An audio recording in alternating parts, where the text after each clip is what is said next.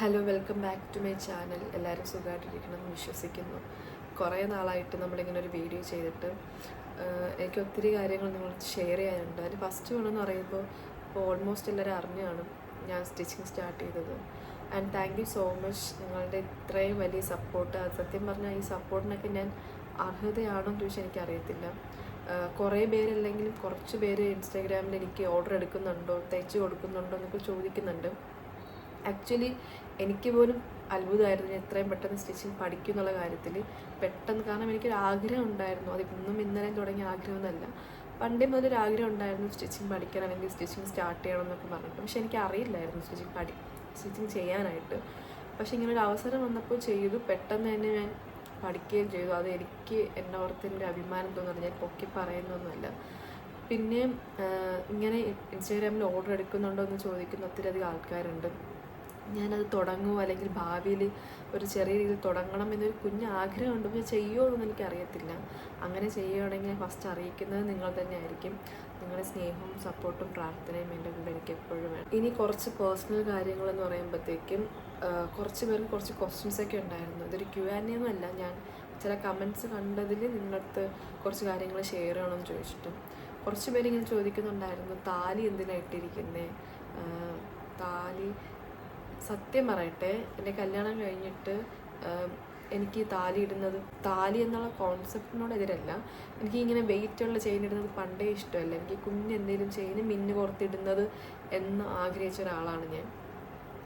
അപ്പോൾ പക്ഷേ എൻ്റെ വീട്ടുകാരൊന്നും സമ്മതിച്ചില്ല. പിന്നെ അതുപോലെ തന്നെ നിതിനും ഇങ്ങനെ ഞാൻ താലി ഇട്ട് നടക്കണം അങ്ങനെ ഒരു ഇതൊന്നും അവനില്ലായിരുന്നു. പക്ഷെ അവൻ പോയി കഴിഞ്ഞപ്പോഴത്തേക്കും ഈ താലിയോടുള്ള സ്നേഹം എനിക്ക് കൂടുതൽ, സത്യം പറഞ്ഞാൽ. എന്ന് പറഞ്ഞിട്ട് ഞാൻ ഭാവിയിൽ എപ്പോഴും ഈ താലി ധരിച്ച് ജീവിക്കും അങ്ങനെയൊന്നുമല്ല. പക്ഷെ എനിക്ക് ഒരു ധൈര്യം പോലെ തോന്നി. ഇപ്പോൾ ഇടുമ്പോൾ ലൈക്ക് ഒരു ധൈര്യം എനിക്ക് കിട്ടുന്നുണ്ട്. പിന്നെ ഞങ്ങളുടെ ഇപ്പോൾ ഞാൻ ക്രിസ്ത്യൻ ആണല്ലോ, പക്ഷെ ഞങ്ങൾക്കിങ്ങനെ മരിച്ചു കഴിഞ്ഞാൽ താലി ഊരണം അങ്ങനെ ഒരു കോൺസെപ്റ്റ് ഇല്ല. ഉണ്ടോ എന്ന് എനിക്ക് അറിയത്തില്ല. പക്ഷെ ഞാൻ അങ്ങനെ ആരും ചെയ്യുന്നത് കണ്ടിട്ടില്ല. എനിക്കൊന്നും അങ്ങനെ എന്തൊക്കെ ഉള്ളതുകൊണ്ടായിരിക്കാം മേ ബി ഇങ്ങനെ കമൻറ്റ് സെക്ഷനിൽ ചോദിക്കുന്നത്. പിന്നെ നിതിൻ്റെ വീട്ടിൽ ആരൊക്കെ ഉണ്ടെന്നൊക്കെ ചോദിക്കുന്നുണ്ട്. നിതിനൊരു അനിയനുണ്ട്, അവൻ്റെ പേര് ജോബിൻ എന്നാണ്. പിന്നെ അവരമ്മയും പപ്പയുണ്ട്, ഒരു അമ്മച്ചിയുണ്ട്. ഇത്രയുള്ളൊരു കുഞ്ഞു ഫാമിലിയാണ് നിതിൻ്റെ വീട്ടിൽ. പിന്നെ എൻ്റെ വീട്ടിൽ എല്ലാവർക്കും അറിയാമല്ലോ, അമ്മ, പപ്പ, ഞങ്ങൾ 9 പേരിൽ ഒരു ചേട്ടൻ മരിച്ചു. ബാക്കി 8 പേരും ഉണ്ട്. കല്യാണം കഴിഞ്ഞവരും ഉണ്ട്, കല്യാണം കഴിക്കാത്തവരും ഉണ്ട്. ഇത്രയും പേരാണ് അടങ്ങുന്നതാണ് എൻ്റെ ഫാമിലി. കുറച്ച് പേർക്കൊക്കെ എൻ്റെ സിബ്ലിങ്സിനെ കാണിക്കണം, അവരെ കാണിച്ചുകൊണ്ട് വീഡിയോ ചെയ്യുന്നുണ്ട് കുറച്ച് കമൻറ്റ് ഞാൻ കണ്ടായിരുന്നു. ആക്ച്വലി എല്ലാവരും ഉള്ള ഒരു സമയം വീട്ടിലില്ല. കാരണം പലരും കെട്ടിക്കഴിഞ്ഞവർ പലരും പല വഴിക്കാണ്. ബാക്കിയുള്ളവരൊക്കെ വീട്ടിലുണ്ട്, പക്ഷെ അവരെപ്പോഴും എല്ലായ്പ്പോഴും വീട്ടിലിരിക്കണമെന്നില്ല.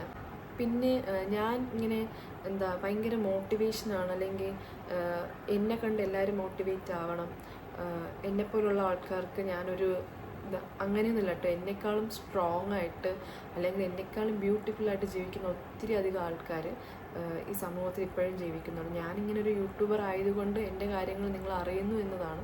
പക്ഷെ അങ്ങനെ അല്ലാതെ എന്നെക്കാളും ഭയങ്കര ബ്യൂട്ടിഫുള്ളായിട്ട് ജീവിതം മുന്നോട്ട് കൊണ്ടുവന്ന പല ആൾക്കാരുണ്ട്. പക്ഷേ സ്റ്റിൽ ഞാൻ പറഞ്ഞില്ലേ, എൻ്റെ വീഡിയോസ് കണ്ട് കുറച്ച് പേർക്കെങ്കിലും റിലേറ്റ് ചെയ്യാൻ പറ്റുന്നുണ്ട്, കണക്ട് ചെയ്യാൻ പറ്റുന്നുണ്ട് ഞങ്ങളിരുന്ന അവസ്ഥ എന്നൊക്കെ. അല്ലെങ്കിൽ ചിലവർ എന്നെ മോട്ടിവേറ്റ് ചെയ്യാറുണ്ട്, ഇതും കടന്നു പോകും എന്നൊക്കെ പറഞ്ഞിട്ട്.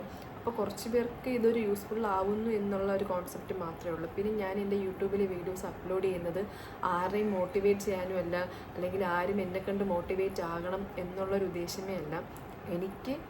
ഇത് എൻ്റെ സ്പേസാണ്. എന്നെ സ്നേഹിക്കുന്ന ആൾക്കാരുണ്ട്, എന്നെ കാണാൻ ആഗ്രഹിക്കുന്ന ആൾക്കാരുണ്ട്. അവർക്ക് എൻ്റെ കാര്യങ്ങൾ ഷെയർ ചെയ്യുക എന്നുള്ളൊരു ഇത് മാത്രമേ ഉള്ളൂ. ജാനുവരി കഴിയാറായി, ഇനി ഫെബ്രുവരി 7 ആകുമ്പോൾ നിതിൻ മരിച്ചിട്ട് 5 മാസം ആകുന്നുണ്ട്. ഈ 5 മാസത്തിലും എൻ്റെ ജേർണി നിങ്ങളെല്ലാവരും കണ്ടിട്ടുണ്ട്. ഞാൻ എങ്ങനെ ഗോ ത്രൂ ചെയ്യുന്നുണ്ട്, അല്ലെങ്കിൽ എങ്ങനെ ഞാൻ ഡൗണായി പോകുന്നുണ്ട്, അതുപോലെ തന്നെ എങ്ങനെ ഞാൻ കുറച്ചെങ്കിലും സ്ട്രോങ് ആയിട്ട് വരാൻ നോക്കുന്നുണ്ട് എന്നുള്ള കാര്യങ്ങൾ കുറച്ച് പേർക്കെങ്കിലും അറിയാൻ നിങ്ങൾ അല്ലെങ്കിൽ കാണുന്നുണ്ട്. എല്ലാ ദിവസവും ഒരുപോലെ ആയിരിക്കത്തില്ല, എനിക്കറിയാം. ഞാൻ എന്നും ഇങ്ങനെ കരഞ്ഞിരുന്ന അല്ലെങ്കിൽ എന്നും ഇങ്ങനെ കരഞ്ഞുകൊണ്ടിരുന്ന ആരും എന്നെ ഹെൽപ്പ് ചെയ്യാനും പോകുന്നില്ല, അല്ലെങ്കിൽ ആർക്കും എൻ്റെ വേദന ഏറ്റെടുക്കാനും പറ്റത്തില്ല. ഞാൻ വേദനിക്കുന്നത്, ഞാൻ അനുഭവിക്കേണ്ടത് ഞാൻ തന്നെ അനുഭവിക്കണം. അതാണല്ലോ, അങ്ങനെയാണ്. അത് ആർക്ക് വന്നാലും നമുക്കാരുടെ വേദന ഏറ്റെടുക്കാനൊന്നും പറ്റത്തില്ല. അവരവർക്ക് ഉള്ളത് അവരവർ അനുഭവിക്കുക. പിന്നെ നമുക്ക് അവരെ വേദനയിൽ പങ്കുചേരാൻ പറ്റും, അവരെ കൂടെ നിൽക്കാൻ പറ്റും എന്നുള്ളതാണ് ഏറ്റവും വലിയ കാര്യം എന്നാണ് എനിക്ക് തോന്നുന്നത്. സന്തോഷം അങ്ങനെ ഇല്ല എന്നുവെച്ചാൽ നമുക്കിപ്പോൾ ജീവിച്ചേ പറ്റത്തുള്ളൂ. മനസ്സ് തുറന്നും സന്തോഷം ഇനി ലൈഫ് ലോങ് അല്ലെങ്കിൽ നമ്മുടെ മരണാവസാനം വരെ എൻ്റെ കാര്യം ഞാൻ പറയാം, എനിക്ക് ആ സന്തോഷം കിട്ടുമോ അല്ലെങ്കിൽ എന്നൊന്നും എനിക്കറിയത്തില്ല. പിന്നെ കുറച്ച് ആൾക്കാർ എന്താ ഇങ്ങനെ ഞാൻ കുറച്ച് സമൂഹത്തിൽ നടക്കുന്ന കുറച്ച് കാര്യങ്ങൾ ഇങ്ങനെ പറയാം. നിതിൻ മരിച്ച് 5 മാസം ആവുന്നുള്ളൂ. 5 മാസം ആവുന്നതിന് മുന്നേ തന്നെ എന്താ എനിക്കിങ്ങനെ പ്രപ്പോസൽ വരുന്നുണ്ട്. ഈ ആൾക്കാരുടെ മാനസികാവസ്ഥ എനിക്ക് മനസ്സിലാക്കുന്നത് ഇപ്പം എനിക്കറിയില്ല, മേ ബി എന്തുകൊണ്ടാണ്, ചിലപ്പോൾ അവർക്ക് അവരുടേതായ ശരികളുണ്ടാവാം, വാട്ടെവർ. ബട്ട് ഇപ്പം ഞാനിരിക്കുന്ന എൻ്റെ സിറ്റുവേഷൻ അറിയുന്ന ആൾക്കാരാണോ അറിയാത്ത ആൾക്കാരാണോ ആരെങ്കിലുമൊക്കെ ആയിക്കോട്ടെ, ഇങ്ങനെ അടുത്തൊരു മാരേജ് അല്ലെങ്കിൽ മോള് കിട്ടണം, ഭാവിയിൽ മോൾക്കൊരു കൂട്ട് വേണം. ഭാവി പ്രെഡിക്റ്റ് ചെയ്യാൻ നമുക്ക് ആർക്കും അറിയത്തില്ല. ഫ്യൂച്ചർ പ്രെഡിക്റ്റ് ചെയ്യാൻ പറ്റിയിരുന്നെങ്കിൽ ഒരു പക്ഷേ എൻ്റെ നിതിനെ ഇപ്പോൾ എൻ്റെ കൂടെ എൻ്റെ നിതിനെ ഇരുന്നേനെ, ഞങ്ങളിങ്ങനെ ഒരുമിച്ചിരുന്ന് വീഡിയോ എടുത്തേനെ. ഭാവി ആർക്കും പ്രെഡിക്റ്റ് ചെയ്യാൻ പറ്റത്തില്ല, അങ്ങനെ പ്രെഡിക്റ്റ് ചെയ്യാൻ പറ്റുന്നൊരു കാര്യമല്ല. അതുകൊണ്ട് ഭാവിയിൽ എന്താ സംഭവിക്കാൻ പോകണമെന്ന് എനിക്കറിയത്തില്ല. But now still he's with me. ഞാനൊരു വിടവാണ്, പക്ഷേ എൻ്റെ ഹസ്ബൻഡ് നിതിനാണ്. എനിക്കൊരു ഹസ്ബൻഡ് ഉണ്ട്. ഞാൻ ഹാപ്പിയാണ്. ശരിക്കും ആ ഒരു പ്രപ്പോസലിൻ്റെ കാര്യം ഇങ്ങനെ വന്നപ്പോഴത്തേക്കാണ് ഞാൻ റിയലൈസ് ചെയ്യുന്നത് എനിക്ക് എൻ്റെ ഹസ്ബൻഡ് ഉണ്ട്. ഓക്കെ, അങ്ങനെ ഒരു കാര്യം റിയലൈസ് ചെയ്യുന്നതും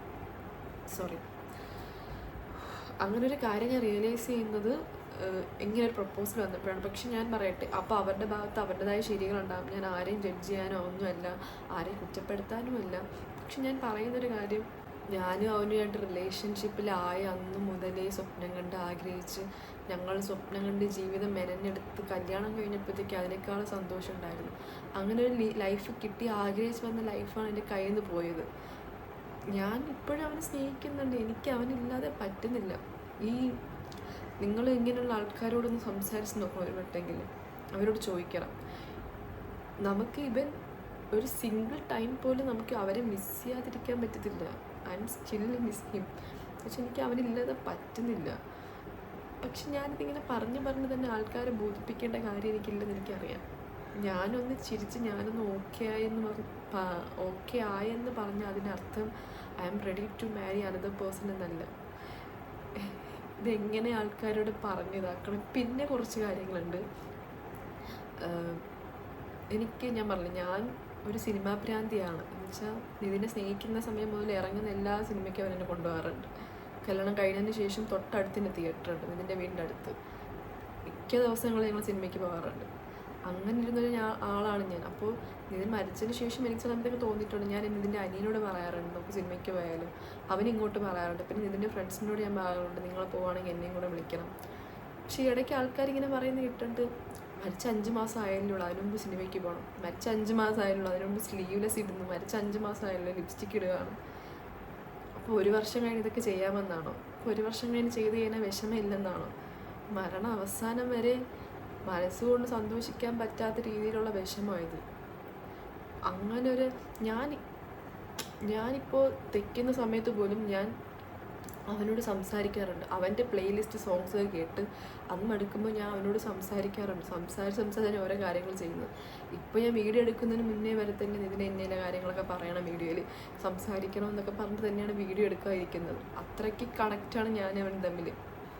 അവൻ വേറെ ഏതോ യൂണിവേഴ്സിൽ ഇരിപ്പുണ്ടെന്നുള്ള വിശ്വാസം എനിക്കെപ്പോഴും ഉണ്ട്. അവനെ കാണാൻ പറ്റുന്നില്ല, പക്ഷെ സ്വപ്നത്തിലെങ്കിലും ഞാൻ കാണുന്നുണ്ട്. അവനെ കാണാൻ പറ്റുന്നില്ല, അല്ലെങ്കിൽ അവൻ പറയുന്ന അവൻ എന്ത് ചെയ്യുന്നുണ്ടാവും, അവനിപ്പോൾ എന്തായിരിക്കും തിങ്ക് ചെയ്യുന്നത്, അതൊന്നും എനിക്കറിയില്ല. പക്ഷെ ഒരു കാര്യം മാത്രം എനിക്കറിയാം, അവൻ എന്നെ അത്രത്തോളം സ്നേഹിക്കുന്നുണ്ടെന്ന്. എനിക്ക് ഈ ഇടയ്ക്ക് എൻ്റെ ഏതൊരു വീഡിയോയിലൊന്നൊരു കമൻറ്റ് ഞാൻ കണ്ടായിരുന്നു, നിതിൻ ഭാഗ്യവാനാണ് ഇങ്ങനെ ഒരു ഭാര്യയെ ഓർത്തിരിക്കാനും സ്നേഹിക്കാനും ഉള്ളത് കൊണ്ട്. അവനല്ല, ഞാനാണ് ഭാഗ്യവതി. കാരണം അത്രയ്ക്ക് കുറഞ്ഞ ദിവസമാണെങ്കിലും അല്ലെങ്കിൽ 4 വർഷമാണെങ്കിൽ ഈ 4 വർഷം പിന്നെ അളവിലധികം സ്നേഹിച്ചിട്ടുണ്ട്. ആ സ്നേഹത്തിന് എനിക്ക് തോന്നുന്നു ഞാൻ ഈ ജീവിതകാലം മുഴുവനും തിരിച്ചൊരുക്കി കൊടുക്കാൻ പറ്റത്തില്ല, അത്ര അളവിലുള്ള സ്നേഹം. ആ അളവിലുള്ള സ്നേഹം കിട്ടിയ അവൻ്റെ ഭാര്യ എന്ന നിലയിൽ ഞാൻ ഇതെങ്കിലൊക്കെ ചെയ്യണ്ടേ. അവനെക്കുറിച്ച് പറയുന്നതും എന്തെങ്കിലും ആണെങ്കിൽ ഇത് എൻ്റെ ഹാപ്പിനെസ്സാണ്. അതുകൊണ്ട് ഞാൻ പറയുന്നത്, നമ്മളുടെ കൂടെ ഇരുന്ന ഒരാൾ പെട്ടെന്നൊരു ദിവസം ഓർമ്മയാവുക എന്ന് പറയുമ്പോൾ നെഞ്ചിൻ്റെ ഭാരം തീരത്തില്ല, ഒരു നാൾ തീരത്തില്ല. കരഞ്ഞ് ആരും അറിയാണ്ട് കരയുന്ന പല ദിവസങ്ങളുണ്ട്. അങ്ങനെ തന്നെയാണ് കരയുന്നത്. ഞാൻ ഈ വീഡിയോ എടുക്കുമ്പോൾ കരയേണ്ടത് മാക്സിമം. അങ്ങനെയാണ് എല്ലാവരും. ഇത് എൻ്റെ മാത്രം സിറ്റുവേഷനല്ല. ഞാൻ മനസ്സിലാക്കിയിടത്തോളം എൻ്റെ രീതിയിൽ വെച്ചാൽ എന്നെപ്പോലെ കടന്നു പോകുന്ന ഒരാൾക്ക് 3 ഫേസ് കാണും. വെച്ചാൽ 3 ഫേസസ് ഓഫ് ലൈഫ്. ലൈക്ക് എൻ്റെ കാര്യം പറയുകയാണെങ്കിൽ എൻ്റെ നിതിൻ മരിച്ചിട്ട് ആദ്യത്തെ 2 മാസം എന്ന് പറയുമ്പോൾ എനിക്ക് ആരോടും സംസാരിക്കാൻ തോന്നിയില്ല. ഒരൊറ്റ മനുഷ്യനോടും സംസാരിച്ച് കാണത്തില്ല. എൻ്റെ കോൾ വിളിക്കുന്ന ഫ്രണ്ട്സിനെ ഞാൻ അവോയ്ഡ് ചെയ്യാറുണ്ട്. എൻ്റെ പാരൻസ് ആയാലും നിതിൻ്റെ പാരൻസ് ആയാലും എന്നുവെച്ചാൽ എനിക്ക് ആരോടും സംസാരിക്കണം. ഞാനിങ്ങനെ റിയലൈസ് എന്തുകൊണ്ട് ഇത് സംഭവിച്ചു, എന്തിന് സംഭവിച്ചു, അല്ലെങ്കിൽ എനിക്ക് സംഭവിച്ചു, അവൻ എന്താ പോയി, അല്ലെങ്കിൽ അവൻ എൻ്റെ എടുത്തില്ല, അല്ലെങ്കിൽ എൻ്റെ ജീവൻ എടുത്തില്ല, അവനെ വിടാമായിരുന്നില്ല എന്ന് പറഞ്ഞ് പല ക്വസ്റ്റ്യൻസ് ഞാൻ ചിന്തിച്ച് കൂട്ടുന്ന സമയമായിരുന്നു. പക്ഷെ അത് കഴിഞ്ഞിട്ടുള്ള ഈ 2 മാസം കഴിഞ്ഞിട്ടുള്ള സമയം എന്ന് പറയുമ്പോൾ എനിക്കൊരാളെ ആവശ്യമുണ്ടായിരുന്നു. എനിക്കൊന്ന് മനസ്സ് തുറന്ന് കരയാൻ, അല്ലെങ്കിൽ എൻ്റെ കൂടെ ഒന്ന് ഇരിക്കാൻ, ഞാൻ പറയുന്നത് കേൾക്കാൻ ഒരാളെനിക്ക് ആവശ്യമുണ്ടായിരുന്നു. ആ ഫേസായിരുന്നു ശരിക്കും. ആ ഫേസിൽ അങ്ങനെ ഒരാൾ എനിക്ക് കിട്ടാതെ വന്നപ്പോഴാണ് ഞാൻ ശരിക്കും യൂട്യൂബ് സ്റ്റാർട്ട് ചെയ്ത് വീണ്ടും വീഡിയോസ് ഇടാൻ തുടങ്ങിയത്. അന്ന് എനിക്കൊരുപാട് പോസിറ്റീവ് കമൻറ്റ്സ് വന്നു, ഒരുപാട് ആൾക്കാർ എന്നെ ചേർത്ത് പിടിച്ചു. പക്ഷേ ശരി, ഒരു പോസിറ്റീവ് വശമുള്ളതുപോലെ നെഗറ്റീവ് വശം കാണുമല്ലോ. എന്ന് വെച്ചാൽ ഇത് ഇഷ്ടപ്പെടാത്ത കുറച്ച് എന്നുവെച്ചാൽ അവരെ പോയിന്റ് ഓഫ് വ്യൂവിൽ നീ വീഡിയോ ഇട്ട തെറ്റാണെന്ന് പറഞ്ഞ ആൾക്കാരും ഉണ്ട്. ഞാൻ അവരെ കുറ്റം പെടുന്നില്ല, അവരെ പോയിന്റ് ഓഫ് വ്യൂ അതാണ്. പക്ഷെ ആ സമയത്ത് എനിക്ക് ഈ യൂട്യൂബ് ചാനൽ ഞാൻ ഡിലീറ്റ് ചെയ്യണം, ഞാൻ ഇട്ട വീഡിയോസൊക്കെ ഡിലീറ്റ് ചെയ്യണം, അല്ലെങ്കിൽ എല്ലാം ഫുൾ കംപ്ലീറ്റ് ഞാൻ അവോയ്ഡ് ചെയ്യണമെന്ന് തോന്നിലേക്ക് മനസ്സിൽ വന്ന് ചാനൽ ഡിലീറ്റ് ചെയ്യാൻ പോയതാണ്. പക്ഷെ അന്ന് ഇതിൻ്റെ അനിയൻ ജോബി ഉള്ളത് കൊണ്ട് ഞാനത് ചെയ്യാതെ പോയി. പക്ഷെ ഇപ്പം എനിക്ക് ചിന്തിക്കുമ്പോൾ ഞാൻ അന്ന് ചെയ്തിരുന്നെങ്കിൽ ഞാൻ ചെയ്തിരുന്ന ഏറ്റവും വലിയ വിഡ്ഢിത്തമായെന്ന് എനിക്ക് തോന്നിയിട്ടുണ്ട്. കാരണം എനിക്ക് ജീവിക്കണം, എനിക്ക് ഒരു ലൈഫുണ്ട്, അത് നിതിനോടൊപ്പം തന്നെയാണ്, ഇപ്പോഴും നിതിനോടൊപ്പം തന്നെയാണ്. പക്ഷേ ഐ ആം സ്ട്രോങ് ഗേൾ, എനിക്ക് തോറ്റു കൊടുക്കാൻ പറ്റത്തില്ല, എനിക്ക് ജീവിച്ചേ പറ്റും. ശരിയാണ്, ഞാൻ അത്ര സ്ട്രോങ് അല്ല, കരഞ്ഞ് ഞാൻ സ്ട്രോങ് ആവുന്നത്. പക്ഷേ എനിക്ക് സ്ട്രോങ് ആയേ പറ്റത്തുള്ളൂ. ബിക്കോസ് അവന് വേണ്ടിയെങ്കിലും എനിക്ക് സ്ട്രോങ് ആയേ പറ്റത്തുള്ളൂ. I am a strong girl. അതിന് വേണ്ടിയിട്ട് ഞാൻ എൻ്റെ ഹാപ്പിനെസ് എന്ന് പറയുമ്പോൾ എൻ്റെ മാത്രം ആവശ്യമാണ്. ഞാൻ ചോദിക്കട്ടെ, ഇപ്പം എൻ്റെ മെൻ്റൽ ഹെൽത്ത് ആയാലും ഫിസിക്കൽ ഹെൽത്ത് ആയാലും വൈറ്റമിൻ ഡി കുറവാണ്. 54 കിലോ ഉണ്ടായിരുന്നു, ഞാനിപ്പോൾ 46 കിലോയേ ഉള്ളൂ. അയൺ കുറവാണ്, ബ്ലഡിൻ്റെ കൗണ്ട് കുറവാണ്, വേറെ കുറേ പുറത്ത് പറയാൻ പാടില്ല ശാരീരിക പ്രശ്നങ്ങളുണ്ട്. അതൊക്കെയും താണ്ടി വരുമ്പോൾ പാനിക് അറ്റാക്ക്, ഇതെല്ലാം ഉൾക്കൊള്ളാനുള്ളൊരിത് എനിക്കില്ല. പക്ഷെ ഞാൻ പറയും, ഞാൻ സ്ട്രോങ് ആയിട്ട് തിരിച്ച് വരത്തന്നെ ചെയ്യും. അതിന് വേണ്ടിയിട്ട് എന്നെ ഒന്ന് ഒരുക്കിയെടുക്കുക എന്നുള്ളൊരു ഫേസിലാണ് ഞാൻ ഇപ്പോൾ ഇരിക്കുന്നത്. എന്നെപ്പോലെ ആൾക്കാർ കടന്നു പോകുന്ന സെക്കൻഡ് ഫേസ് എന്ന് പറയുമ്പോൾ ഞാൻ പറഞ്ഞില്ലേ, ഒരാളെപ്പോഴും വേണം സംസാരിക്കാൻ, നമുക്ക് പറയാൻ. പിന്നെ എനിക്ക് തോന്നുന്നു 3ാമത്തെ ഒരു ഫേസ് എന്ന് പറയുമ്പോഴത്തേക്കും നമ്മളെല്ലാവരും അഡ്ജസ്റ്റായി പോകും. അഡ്ജസ്റ്റായി മീൻസ് ദുഃഖം തീരുന്നില്ല, ആ ഗ്രീഫ് നമ്മുടെ ഉള്ളിൽ തന്നെ ഉണ്ട്. പക്ഷെ നമ്മൾ അഡ്ജസ്റ്റായി എല്ലാ കാര്യങ്ങളോടും അഡ്ജസ്റ്റായിട്ട് പോകും. ഞാൻ തോന്നുന്നു ഞാനിപ്പോൾ ഈ സെക്കൻഡ് ഫേസിനാണ് ഇരിക്കുന്നത്. എനിക്കിങ്ങനെ ഒരാൾ വേണം, എനിക്ക് എപ്പോഴും പറയുന്നത് കേൾക്കാൻ. ഞാൻ പറഞ്ഞില്ല, ഇതിൻ്റെ നല്ല കുറച്ച് ഫ്രണ്ട്സ് ഉണ്ട്, പിന്നെ എൻ്റെ കുറച്ച് ഫ്രണ്ട്സ് ഉണ്ട്, എൻ്റെ കൂടെ ഉള്ളവരുണ്ട്, അല്ല അവർ വേറെ സ്ഥലങ്ങളിൽ ഇരിക്കുന്നവരുണ്ട്. അവരൊക്കെ ഇടയ്ക്കിടയ്ക്ക് വിളിക്കുമ്പോൾ എനിക്കൊരു ആശ്വാസമാകുന്നുണ്ട്. അതുപോലെ തന്നെ ഇതിൻ്റെ ഫാമിലി, എൻ്റെ ഫാമിലി, എനിക്ക് കിട്ടുന്ന എല്ലാ സപ്പോർട്ടും മാക്സിമം കിട്ടുന്നുണ്ട്. ഞാനിത് പറഞ്ഞ് കരയിപ്പിച്ച് ഓവറാക്കാനല്ല ഈ വീഡിയോ ചെയ്ത്. എനിക്കിങ്ങനെ കുറച്ച് കാര്യങ്ങൾ വെറുതെയെങ്കിലും നിങ്ങളുടെ അടുത്തൊക്കെ സംസാരിക്കണം, ഷെയർ ചെയ്യണം തോന്നിയിട്ട് അങ്ങനൊരു വീഡിയോ എടുത്തിടാന്ന് കരുതി ഞാൻ ചെയ്യുന്ന വീഡിയോ ആണ്. പിന്നെ ഞാൻ പുറത്ത് പോകുന്ന കാര്യത്തിനെക്കുറിച്ച് വളരെ സ്നേഹത്തോടെ കുറേ പേര് ചോദിക്കുന്നുണ്ട്. എനിക്കറിയില്ല, ഇങ്ങനെ പ്രോസസ്സിങ് ആണ്, എന്താകുകയാണെന്ന് എനിക്കറിയത്തില്ല. എല്ലാം നല്ലതായിട്ട് നടക്കുകയാണെങ്കിൽ ഞാൻ നിങ്ങളെ അറിയിക്കാം. നല്ല രീതിയിൽ എല്ലാം ആകട്ടെ എന്ന് ഞാനും പ്രാർത്ഥിക്കുന്നു. ഈ പ്രാർത്ഥിക്കുന്ന കാര്യം പറയുമ്പോൾ ചിലവർ കമൻ്റ് ഇടുന്നത് ഞാൻ കണ്ടിട്ടുണ്ട്, മോൾക്ക് എല്ലാം ശരിയാവും, മോൾക്കൊരു നല്ലൊരു ജീവിതം, ഇതിലും സന്തോഷമായുള്ളൊരു ജീവിതം കിട്ടും. നിതിൻ എന്ന് പറയുന്ന വ്യക്തി, അല്ലെങ്കിൽ എൻ്റെ നിതിൻ എന്ന് പറയുന്നത് എനിക്കെല്ലാം കൊണ്ടും പെർഫെക്റ്റ് ആയിരുന്നു. അപ്പോൾ അവനേക്കാളും ബെറ്റർ ഒരു ഓപ്ഷൻ ഞാൻ ഒരിക്കലും തേടി പോകത്തില്ല. പക്ഷെ ഞാൻ പറഞ്ഞില്ലേ, ഫ്യൂച്ചർ പ്രെഡിക്റ്റ് ചെയ്യാൻ എനിക്കറിയത്തില്ല, ഫ്യൂച്ചറിൽ ഞാൻ എന്താകുമെന്ന് എനിക്കറിയത്തില്ല. പക്ഷെ പ്രസൻ്റിൽ ഞാൻ പറയുകയാണെങ്കിൽ ഹീസ് മൈ ഹസ്ബൻഡ്. ഞാനത് അങ്ങനെ തന്നെ ഞാനിപ്പോഴും പറയുന്നുണ്ട്, എൻ്റെ ഹസ്ബൻഡ് തന്നെയാണ് ഇതിന്. എനിക്കങ്ങനെ അവരെ ഇതാക്കാൻ പറ്റത്തില്ല. അവൻ്റെ കൂടെ തന്നെയാണ് ഞാൻ ജീവിക്കുന്നത്, അവന് വേണ്ടിയിട്ട് തന്നെയാണ് ഞാൻ ജീവിക്കുന്നത്. ഇതിൻ്റെ വീട്ടിലാണ് ഞാനിപ്പോൾ ഇരിക്കുന്നത്, നിങ്ങൾ കാണുമ്പോൾ മനസ്സിലാവുമല്ലോ.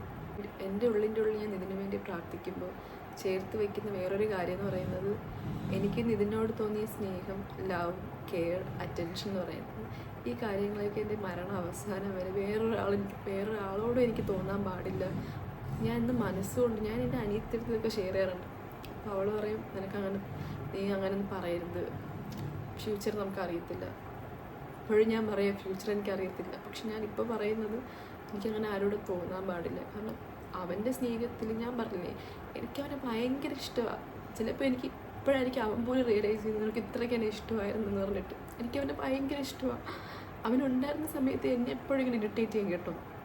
ഇറിറ്റേറ്റ് ചെയ്യും, ഡാൻസ് കളിക്കും, എന്നെ എപ്പോഴും ചിരിപ്പിക്കും, അതൊക്കെ ചെയ്തുകൊണ്ടിരിക്കും. ആ സമയത്തൊന്നും എനിക്ക് അവനൊരു വിലയില്ലായിരുന്നു മീൻസ് എൻ്റെ കൂടെ തന്നെ ഉണ്ട്. പക്ഷെ അവൻ പോയി കഴിഞ്ഞപ്പോൾ എനിക്കത് എൻ്റെ കയ്യിൽ നിൽക്കുന്നില്ല സംഭവം. എനിക്ക് ഹാൻഡിൽ ചെയ്യാൻ പറ്റുന്നില്ല. അപ്പോൾ എനിക്ക് ഫിസിക്കലി ഉണ്ടാകുന്ന പ്രശ്നങ്ങളും മാനസികമായിട്ടുണ്ടാകുന്ന പ്രശ്നങ്ങളും ഇതൊന്നും എനിക്ക് ഒരിക്കലും എന്നെ കൊണ്ട് ഒരിക്കലും ഹാൻഡിൽ ചെയ്യാൻ പറ്റുന്നില്ല. ഞാൻ പറഞ്ഞില്ലേ ഞാൻ ഒരു സൈക്കോളജിസ്റ്റിനെ അപ്രോച്ച് ചെയ്തിട്ട് ഞാൻ തെറാപ്പി എടുക്കുന്നുണ്ട്. അപ്പോൾ എന്നോട് ആ ചേച്ചി പറഞ്ഞ കാര്യമാണ്, ഞാൻ ഇന്ന് വരെ എന്ന് വെച്ചാൽ ഞാൻ ഇന്ന് വരെ നിതിൻ പോയെന്നൊരു കാര്യം ഇതുവരെ ഞാൻ അക്സെപ്റ്റ് ചെയ്തിട്ടില്ല എന്നാണ് ആ ചേച്ചി എന്നോട് സംസാരിച്ചിട്ട് ആ ചേച്ചിക്ക് മനസ്സിലായത്. ഞാൻ കരഞ്ഞ് ഓവറാക്കിയെങ്കിൽ ക്ഷമിക്കണം.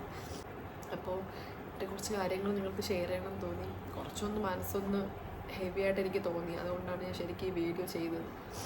അപ്പോൾ നിങ്ങളുടെ സ്നേഹത്തിനും സപ്പോർട്ടിനും ഒത്തിരി നന്ദിയുണ്ട്. കുറച്ച് പേരൊക്കെ എന്നോട് പറഞ്ഞു ഫിനാൻഷ്യലി ഇൻഡിപെൻഡൻ്റ് ആണ്, വേറെ എന്തെങ്കിലും ജോലി നോക്കണമെന്നൊക്കെ. ഫിനാൻഷ്യലി ഇൻഡിപെൻഡൻ്റ് ആകുക എന്ന് പറയുന്നത് എത്ര ഇമ്പോർട്ടൻ്റ് ആണെന്ന് എനിക്കിപ്പം മനസ്സിലാവുന്നുണ്ട്. കാരണം സ്റ്റിൽ നമുക്ക് മനസ്സിലാവും ഈ സിറ്റുവേഷനിലൂടെ പോകുമ്പോൾ. ഞാനും അതിന് തന്നെയാണ് ട്രൈ ചെയ്യുന്നത്. അപ്പോൾ നിങ്ങളുടെ സ്നേഹവും സപ്പോർട്ടൊക്കെ വേണം. എൻ്റെ യൂട്യൂബ് ചാനൽ നിങ്ങൾ സപ്പോർട്ട് ചെയ്യണം, കമൻറ്റ് ചെയ്യണം, ലൈക്ക് ചെയ്യണം. നിങ്ങൾക്ക് എന്തെങ്കിലും എന്നോട് പറയാനുണ്ടെങ്കിൽ എൻ്റെ മെയിൽ വഴി നിങ്ങൾക്ക് മെയിൽ അയക്കാം. അതല്ലെങ്കിൽ എൻ്റെ ഇൻസ്റ്റാഗ്രാമിൻ്റെ ലിങ്ക് ഞാൻ യൂട്യൂബിൻ്റെ പ്രൊഫൈലിൽ കൊടുത്തിട്ടുണ്ട്. അവിടെ കയറി നിങ്ങൾക്ക് ഇൻസ്റ്റാഗ്രാമിൽ എനിക്ക് മെസ്സേജ് അയക്കാം. എങ്ങനെ വേണമെങ്കിലും നിങ്ങൾക്ക് ചെയ്യാം. എനിക്ക് മെസ്സേജ് അയക്കുന്ന പല ആൾക്കാർക്കും മെസ്സേജ് തിരിച്ച് റിപ്ലൈ കൊടുക്കാൻ നോക്കാറുണ്ട്, മാക്സിമം ട്രൈ ചെയ്യാറുണ്ട് ഞാൻ. അപ്പോൾ അത്രയേ ഉള്ളൂ. ഇപ്പോൾ എനിക്കൊരു ഫ്രീ ആയതുപോലെ എനിക്ക് തോന്നുന്നുണ്ട്. അപ്പോൾ അത്രയേ ഉള്ളൂ. വീണ്ടും ഒരു വീഡിയോ ആയിട്ട് നമുക്ക് കാണാം.